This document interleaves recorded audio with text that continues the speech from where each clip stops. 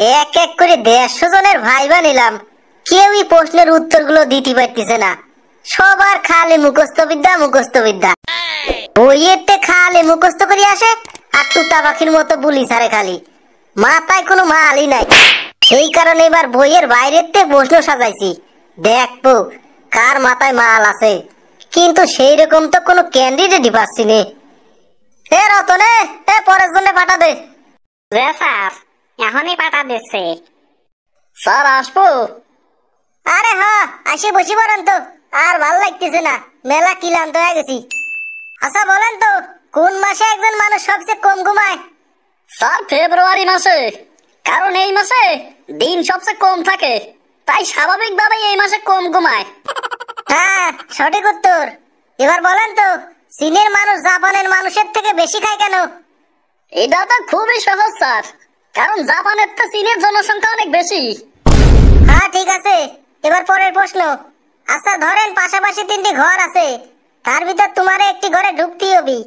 প্রথম ঘরের ভিতর দাও দাও করে আগুন জ্বলতেছে, আর দ্বিতীয় ঘরে বন্দুক হাতে অপেক্ষা করতেছে একদল হিংস্র ডাকাত, আর তৃতীয় ঘরে আছে 5টা সিংহ যারা 3 বছর ধরে কিছুই খায়নি। তাহলে এবার বলো, কোন ঘরটা তোমার জন্য নিরাপদ হবে? এটা তো খুবই সোজা স্যার, আমার জন্য তৃতীয় ঘরটাই নিরাপদ, কারণ 3 বছর না খাওয়া সিংহগুলো নিশ্চয়ই আর বাইচে নাই। বাহ, অসাধারণ উত্তর। আচ্ছা এবার বলেন তো, এভারেস্ট আবিষ্কার হওয়ার আগে পৃথিবীর উচ্চ শৃঙ্গ কি ছিল? স্যার এভারেস্টই হবে, কারণ তখন তো এভারেস্ট আবিষ্কারই হয় নাই, মানুষ তো আর জানতো না এভারেস্ট বলে কিছু আছে। গুড। এবার বলেন, এমন কি জিনিস যা আমরা খাওয়ার জন্যই কিনি কিন্তু খাওয়া হয় না? স্যার খাওয়ার প্লেট। আমরা তো খাওয়ার প্লেট খাওয়ার জন্যই কিনি, কিন্তু প্লেট তো আর কোনোদিন খাইনি। বাহ, দারুন দারুন। এই লোকটাই তো দেখতে চাকরি পাওয়ার সম্ভাবনা বেশি। দেখি আর কয়টা প্রশ্ন করিয়ে দেখি, যদি ঠিকঠাক উত্তর দিতে পারে তাহলে এই লোকটারই চাকরি দেব। আচ্ছা এবার বলেন তো, একটি মুরগির ডিম পাকা ঘরের কংক্রিটের মেঝেতে ফেলে দেওয়া হলো কিন্তু ভাঙলো না, কেন? স্যার ওই কংক্রিটের মেঝে এতটাই মজবুত যে সামান্য ডিমের আঘাতে ভাঙবি নে। গুড গুড, ভালো ধরতে পারছো।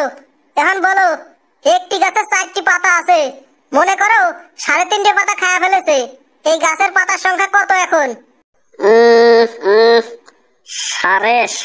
3.5 পাতা খায় ফেলছে না স্যার? সার বলতে গরুকে বুঝানো হয়েছে, আর সারে মানে গরুতি যদি 4 পাতার ভিতর 3 পাতা খায় ফেলে তাহলে বাকি আছে স্যার 1টা পাতা। বাহ বাহ, চমৎকার উত্তর, চমৎকার। আচ্ছা এবার বলেন তো, 99 টাকা নিয়ে বাজারে গেল এবং 90 টাকার বাজার করলো, তাহলে তার কাছে আর কত টাকা আছে? স্যার এখানে নীরা বলতে একজন মেয়েকে বোঝানো হয়েছে।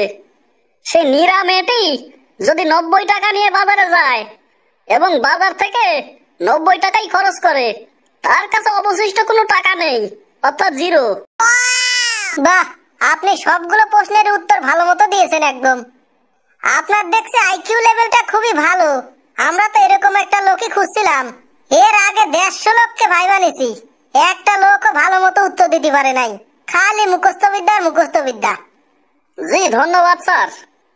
আচ্ছা, আপনি কালকে কাগজপত্র জমা দিয়ে কালকে জয়েন করেন, আর কোনো ঘুষ টুস লাগবে না কলাম। এই ঘুষ নেব না বলেই কষ্ট করে 150 জনকে ভাইবা নিয়ে আপনারে বাছাই করলাম।